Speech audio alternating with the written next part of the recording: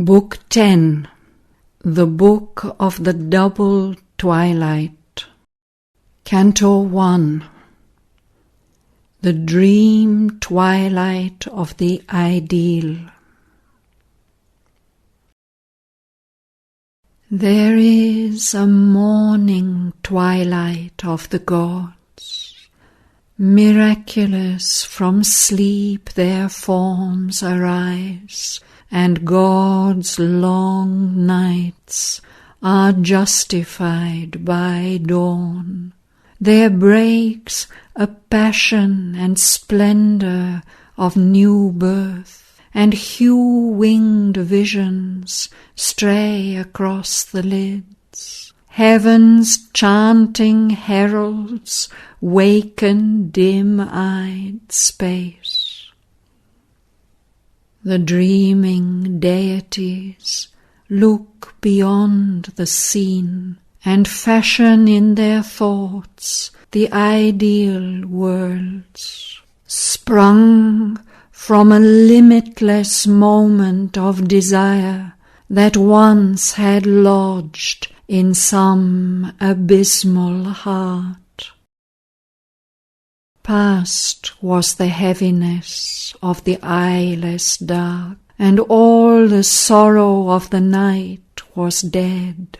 Surprised by a blind joy with groping hands, like one who wakes to find his dreams were true, into a happy, misty, twilit world, where all ran after light and joy and love, she slipped. There far-off raptures drew more close, and deep anticipations of delight, forever eager to be grasped and held, were never grasped, yet breathed strange ecstasy.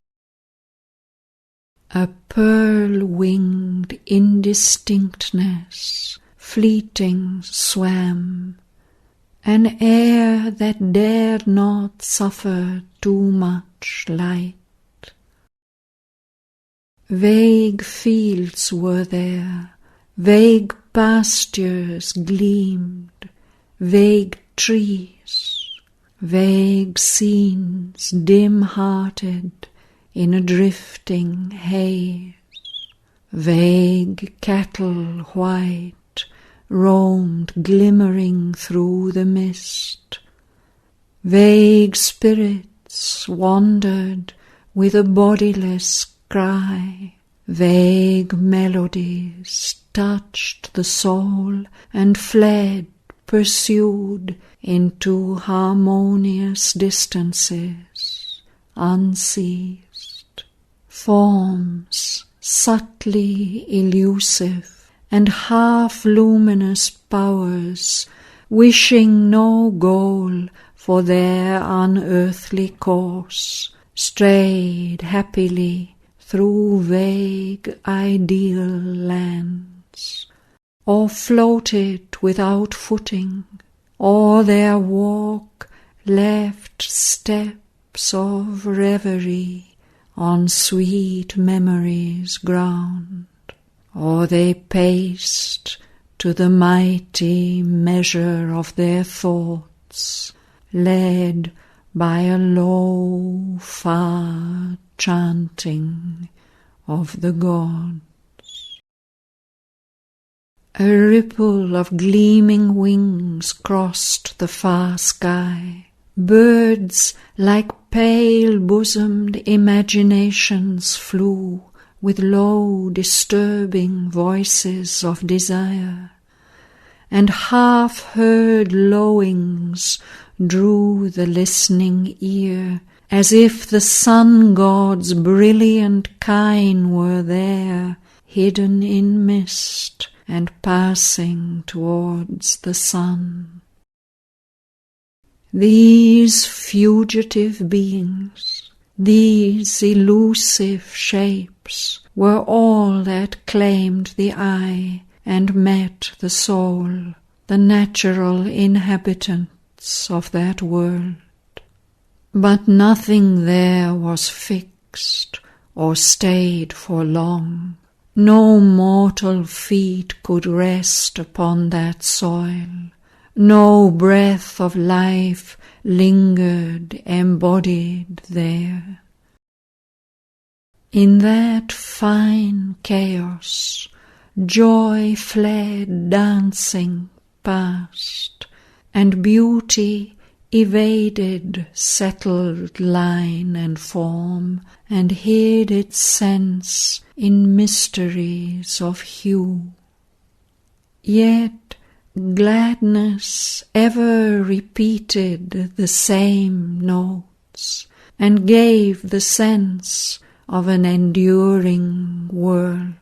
There was a strange consistency of shapes, and the same thoughts were constant passers-by, and all renewed unendingly its charm, alluring ever the expectant heart, like music that one always waits to hear, like the recurrence of a haunting rhyme. One touched incessantly things never ceased, a skirt of worlds invisibly divine.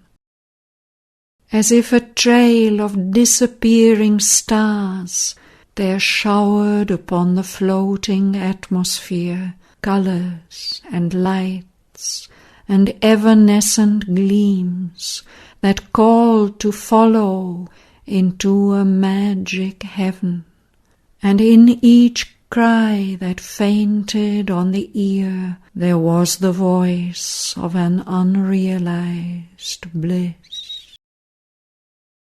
An adoration reigned in the yearning heart, a spirit of purity, an elusive presence of fairy beauty and ungrasped delight, whose momentary and escaping thrill, however unsubstantial to our flesh, and brief even in imperishableness, much sweeter seemed than any rapture known earth or all-conquering heaven can ever give.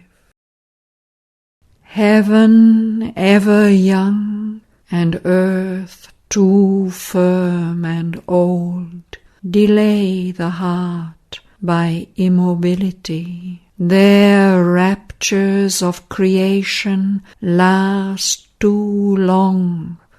Their bold formations are too absolute, carved by an anguish of divine endeavour.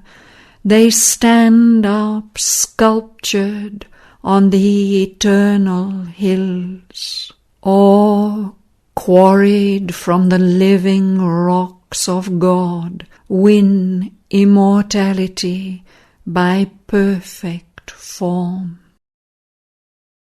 They are too intimate with eternal things, vessels of infinite significances. They are too clear, too great, too meaningful. No mist or shadow soothes the vanquished sight, no soft penumbra of incertitude. These only touched a golden hem of bliss, the gleaming shoulder of some godlike hope, the flying feet of exquisite desires. On a slow, trembling brink between night and day, they shone like visitants from the morning star, satisfied beginnings of perfection, first tremulous imaginings of a heavenly world. They mingle in a passion of pursuit, thrilled with a spray of joy too slight to tire. All in this world was shadowed forth, not limbed, like faces leaping on a fan of fire, or shapes of wonder in a tinted blur, like fugitive landscapes painting silver mists. Here vision fled back from the sight, alarmed, and sound sought refuge from the ear's surprise, and all experience was a hasty joy. The joys here snatched were half-forbidden things, timorous soul bridals delicately veiled, as when a goddess' bosom dimly moves to first desire, and her white soul transfigured, a glimmering Eden crossed by fairy gleams, trembles to expectation's fiery wand, but nothing is familiar yet with bliss. All things in this fair realm were heavenly strange, in a fleeting gladness of untired delight, in an insistency of magic change. Past vanishing hedges, hurrying hints of fields, mid swift escaping lanes that fled her feet, journeying she wished no end, as one through clouds travels upon a mountain ridge, and hears arising to him out of hidden depths sound of invisible streams. She walked besieged by the illusion of a mystic space. A charm of bodiless touches felt and heard, a sweetness as of voices high and dim, calling like travellers upon seeking winds, melodiously with an alluring cry. As if a music old, yet ever new, moving suggestions on her heartstrings dwelt. Thoughts that no habitation found, yet clung with passionate repetition to her mind. Desires that hurt not, happy only to live, always the same and always unfulfilled, sang in the breast like a celestial lyre. Thus all could last, yet nothing ever be. In this beauty as of mind made visible, dressed in its rays of wonder, Shraddhavan before her seemed the centre of its charm, head of her loveliness of longing dreams, and captain of the fancies of her soul.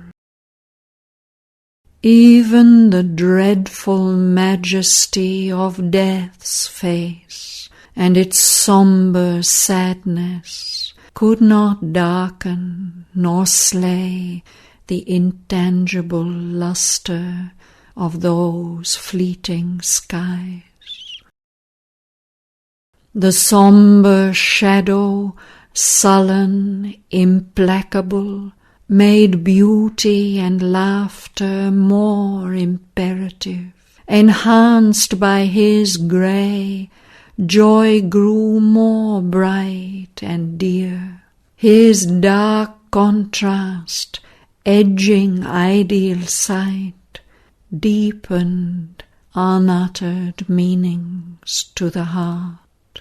Pain grew a trembling undertone of bliss, and transience immortality's floating hem, a moment's robe in which she looked more fair, its antithesis sharpening her divinity.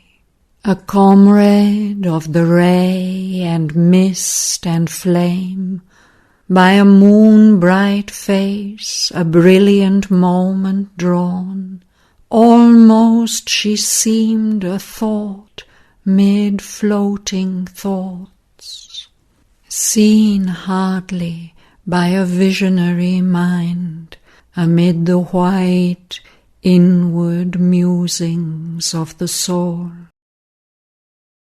Half vanquished by the dream happiness around, awhile she moved on an enchantment's soil, but still remained possessor of her soul. Above, her spirit in its mighty trance saw all, but lived for its transcendent task, immutable like a fixed eternal star.